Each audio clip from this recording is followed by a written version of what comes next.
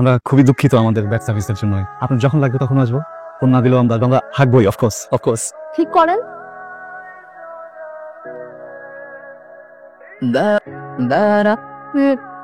আপনার সমস্যা কি? আপনি এইভাবে তাকিয়ে আছেন কেন আমার দিকে? কিছু বললেন?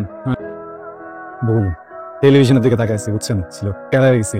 যেদিকে তাকাই আসলে তো ওইদিকে তাকাই না, তাকে আরেক দিকে। কিন্তু আসলে অফকোর্স এরপরের বার যদি লুজ কানেকশন আছে আমি তো তোর কানেকশন ডিলিট করে দিব। আপনি আমার দিকে না তাকে ওইদিকে তাকায় আছেন কেন? শুধু ডিশ না, আপনার যে কোনো রকমের সমস্যা আমাদেরকে জানাবেন। আসি তাহলে, যান, ডিশটা ঠিক করতে পারেন, অন্য কিছু যান। আসসালামু আলাইকুম।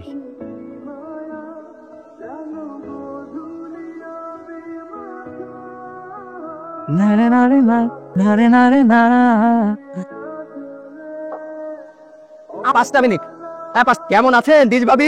কি যেন বলতেছিলাম? কেমন আছে ডিশ ভাবি? ডিশ ভাবি মানে কি? তো বরাবর কথা বেশি বলা হয় না? এই আমরা বললে কি দোষ? হ্যাঁ ভাবি কিন্তু সেই ভাই সেই না ভাবির যা ভাব তো ধরুন তো ভাই। কেমন তো ধরুন না ভাই, যাও কেবলের টাকা দিলে রাতি। এই দিকে তাকান, আপনার নিজে তো কোনো কাজ নাই, কুত্তার মতো সারাক্ষণ আমার কিছু ঘুরতেছেন, এলাকা সবাইকে লাগাই দিচ্ছেন আমাকে ভাবি রাখার জন্য। Of course not. ফাইজলামি করেন আপনি আমার সাথে। লজ্জা লাগতেছে যে আপনার মতো একটা ডিশ ব্যবসায়ী আমাকে পছন্দ করে। কখন আমার চারপাশে ঘুরছে, লেভেলটাকে আমি বুঝা দেবো, ঠিক আছে? ফাইজলামি শুরু করছে। এটা কি হলো স্যার? যেটা সেটা হইছে। বিশ ব্যবসায়ীরা দুনিয়ার কোন মেয়ে পছন্দ করে? ভাবির মাথা একটু গরম আছে। তবে স্যার টানতে চান? একটা সমস্যা হয়ে গেছে মা। ডিশের ছেলেটা আছে না, এলাকার সবাইকে বলে দিয়েছে আমাকে ভাবি ভাবি ডাকতে। ওর মা আমাকে আংটি পরে চলে গেছে, আমি কিছু বলতেও পারি নাই। এত বড় সাহস ডিশের বাচ্চা! এত দূর এগিয়েছে যে আগে বলিসনি কেন? ব্যাপারটা আমি দেখছি। আমি ছেলেটার সাথে একটাবার কথা বলি। ডিশ রাজুকে খুঁজছিলাম, উনি কোথায়? বসুন প্লিজ। রাজু আমার ছেলে। কেন? রাজু কিছুদিন ধরে আমাকে ফলো করছে। এখন এলাকার ছেলেবেলা আমাকে ভাবি বলে ডাকছে। ইভেন আন্টি কিছু না জেনে না বুঝে ফিঙ্গার লিংকটা আমাকে হাতে পড়েই চলে এসেছে। I am very sorry disturb করার জন্য। সেটি আমি দেখি যে আমার স্ত্রী দুদিন আগে তার বোনের বাড়িতে বেড়াতে গেছে। না আঙ্কেল, আন্টি ছিলেন। আঙ্কেল সত্যি বলতে কি আমার রাজুকে একদমই পছন্দ না। আমি ডিস্টার্ব ফিল করি।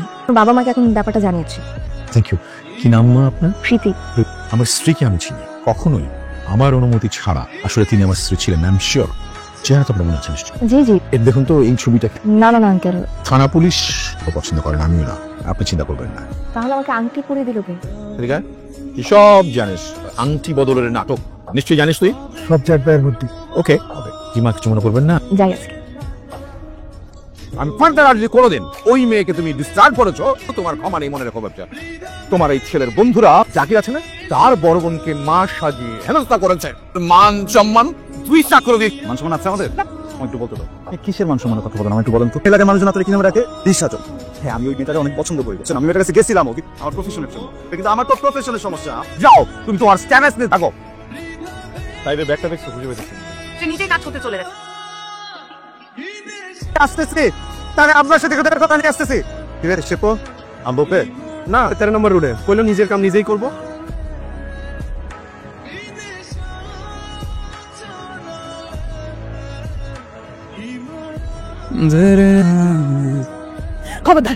খবরদার তুই আমাকে স্পর্শ করবি না। আমি কোনো খুনি ছেলে মা না। খবরদার মা বলে ডাকবি না আমাকে। আমি চাই না এই বাড়িতে কোনো খুনি ডাকো।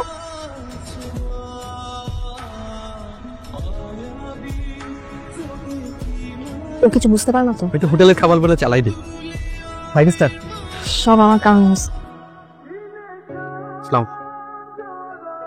আমি জানি না আপনি এরকম কেন করতেছেন। কোনো যা কিছু হয়েছে এগুলো সব আমি নিজের ভাগ্য হিসেবে মেনে নিচ্ছি। আমার প্রতি আমার কোনো রাগ নাই। আপনি একটু নিজের মতো থাকেন, আমার একটু আমার মতো থাকতে দেন। আপনার কোনো দোষ নেই।